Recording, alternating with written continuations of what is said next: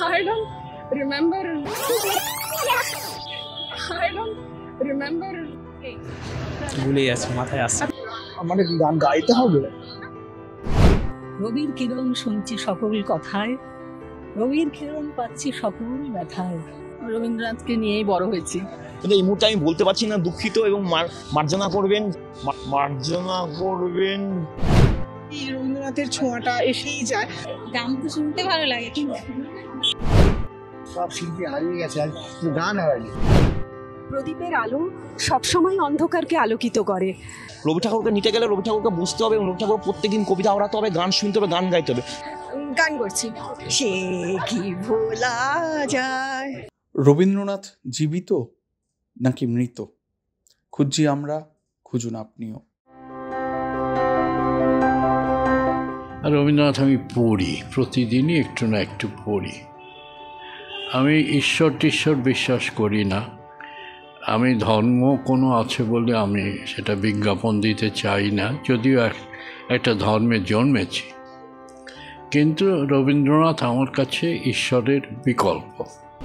আমি মনে করি রবীন্দ্রনাথ এক একটা বয়সের জন্য এক এক রকমভাবে, মানে যখন আমি ছোটো বয়সে একটা জিনিস পড়তাম সেটা আমার কাছে একরকমভাবে উঠে এসেছিলো।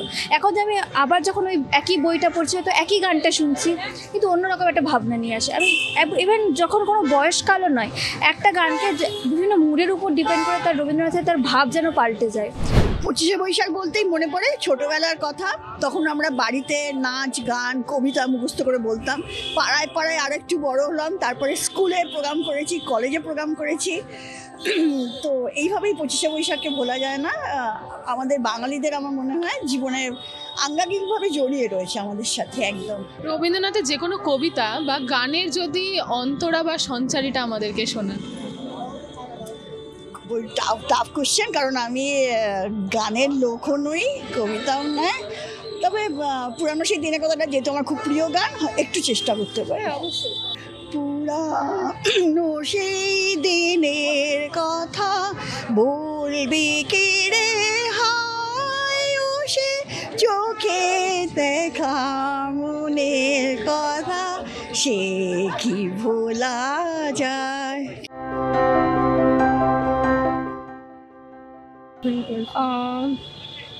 I don't remember right now, but যে কবিতা বললেও অসুবিধা নেই। If I don't remember actually right now. রবীন্দ্রনাথের যে গান চিরকাল থাকবে, কোনদিন নষ্ট হবে না। শুভ্র আসনে এ বিরাজ অরুণ ছাটা মাঝে, কাটিতে কাটিতে ধান এলো বর্ষা, একখানি ছোট ক্ষেত আমি একেলা, চারিদিকে বাঁকা জল করিছে খেলা, পরপারে দেখি আঁকা তরু ছায়া মশি মাখা, গামখানি মেঘে ঢাকা প্রভাত বেলা।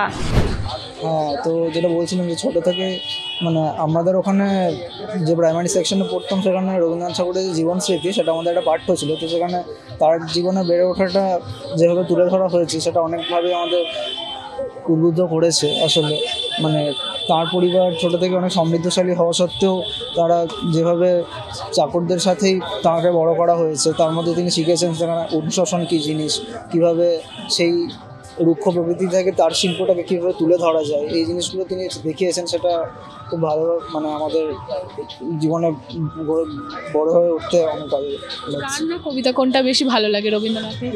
গান। রবীন্দ্রনাথের যে কোনো একটা গানের অন্তরা বা সঞ্চারী আমাদেরকে শোনাবে, কবিতাও। দাদার চেয়ে অনেক মস্ত হব বড় হয়ে বাবার মতো হলে, দাদা তখন পড়তে যদি না চায়, পাখির ছানা পোষে কেবল খাঁচায়, তখন তাকে এমনি বকে দেব, বলবো তুমি ভারী দুষ্টু ছেলে, বলবো তুমি চুপটি করে পড়ো। রবীন্দ্রনাথ আমাদের কাছে একটা নীতির মতো, অস্তিত্বের মতো।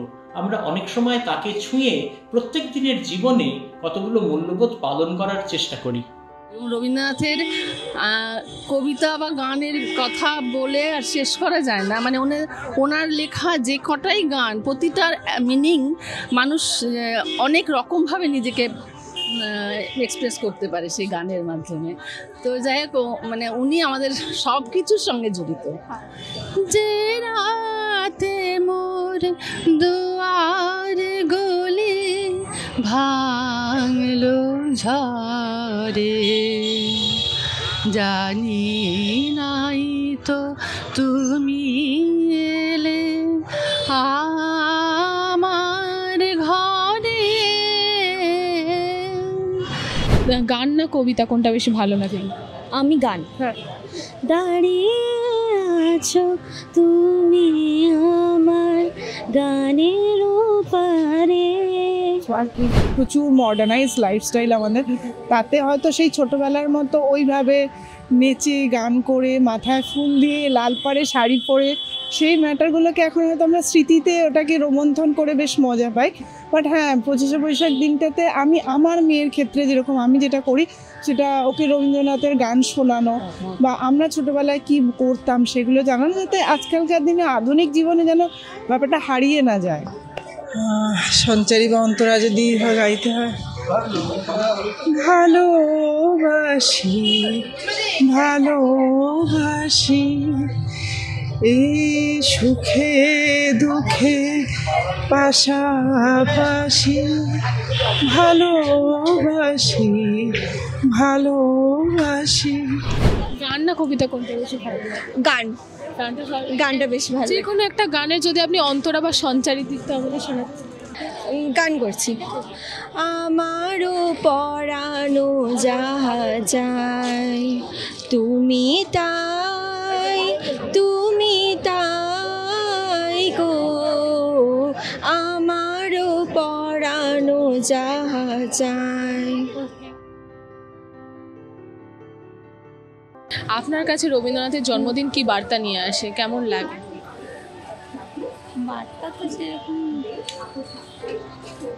রবীন্দ্রনাথের গান না কবিতা কোনটা বেশি ভালো লাগে? কবিতা। কবিতা।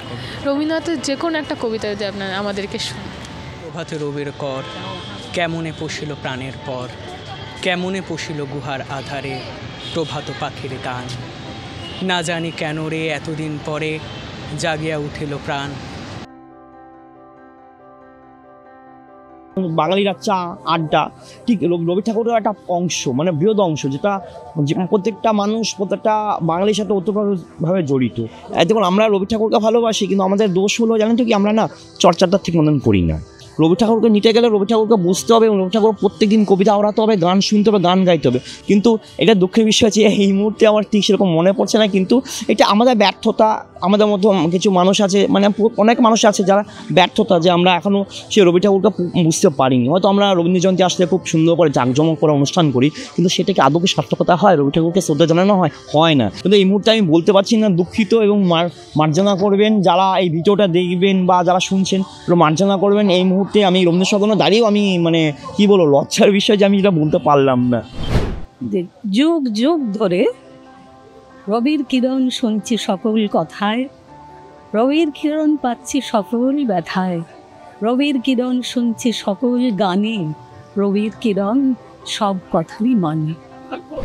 রবীন্দ্রনাথকে আশ্রয় করে গীতবিতানকে বুকে জড়িয়ে আজ কেন আরও 64 বছর, 164 কেন 564 বছরও এগোতে হবে, এ আমার দৃঢ় বিশ্বাস।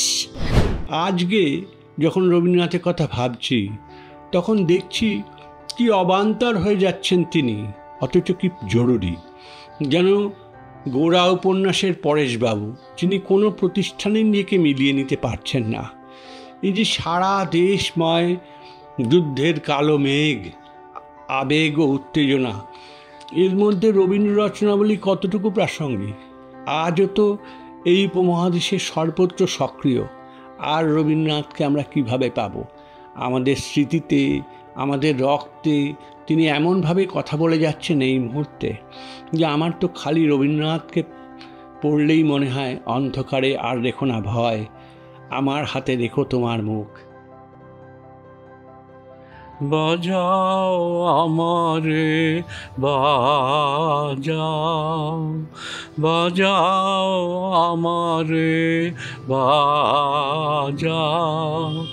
বাজালে যে সুরে প্রভাত আলোরে, সেই সুরে মোরে বাজাও, বাজাও আমারে বাজাও।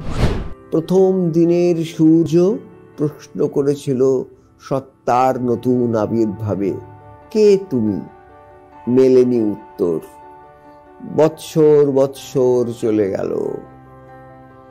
দিবসের শেষ সূর্য শেষ প্রশ্ন উচ্চারিল পশ্চিম দিগন্ত তীরে নিস্তব্ধ সন্ধ্যায়, কে তুমি? পেল না উত্তর।